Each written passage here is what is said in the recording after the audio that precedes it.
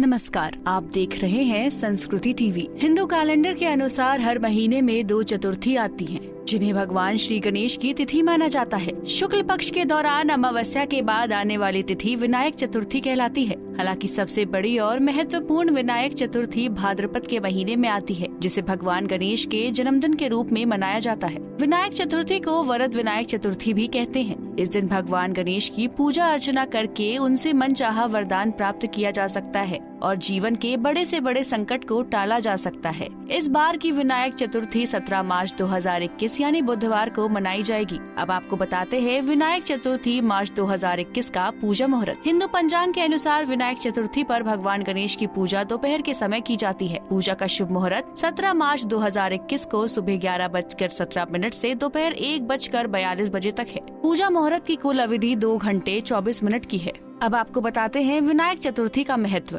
भगवान गणेश को ज्ञान, बुद्धि, समृद्धि और सौभाग्य के देवता के रूप में पूजा जाता है और किसी भी शुभ काम की शुरुआत प्रथम पूज्य विघ्नहर्ता गणेश जी के पूजन से ही होती है। विनायक चतुर्थी के दिन कैसे करें पूजा? इस दिन बहुत से लोग उपवास करते हैं और पूरे विधि विधान से भगवान गणेश की पूजा करते हैं। पूजा में पंचामृत, चंदन का पेस्ट, लाल हिबिस्किस या कोई अन्य फूल, दूर्वा घास, कुमकुम, अगरबत्ती और धूप आदि भगवान गणेश को अर्पित किया जाता है। अब आपको बताते हैं विनायक चतुर्थी की पौराणिक कथा। विनायक चतुर्थी के पौराणिक कथा के अनुसार एक बार माता पार्वती के मन में एक ख्याल आता है कि उनका कोई पुत्र नहीं है। ऐसे ही वो अपने मन से एक बालक की मूर्ति बनाकर उसमें जीव भरती हैं। इसके बाद वे कंदरा में स्थित कुंड में स्नान करने के लिए चली जाती हैं। लेकिन जाने से पहले माता अपने पुत्र को आदेश देती हैं कि किसी भी परिस्थिति में किसी भी व्यक्ति को कंदरा में प्रवेश नहीं करने देना है।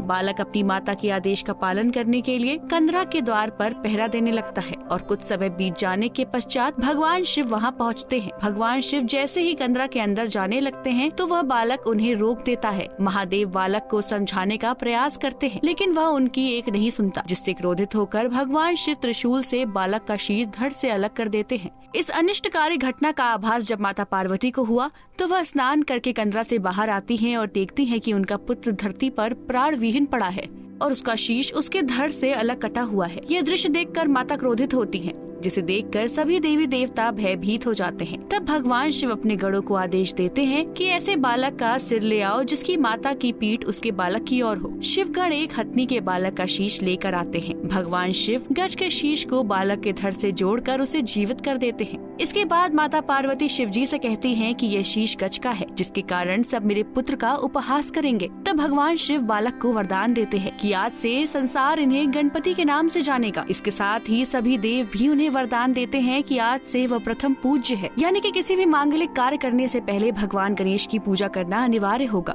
यदि ऐसा कोई नहीं करता है तो उसे उसके अनुष्ठान का फल नहीं मिलेगा। ऐसी और कहानियों के लिए जुड़े रहिए हमारे साथ संस्कृति टीवी पर और देखते रहिए हमारा चैनल संस्कृति टीवी। नमस्कार।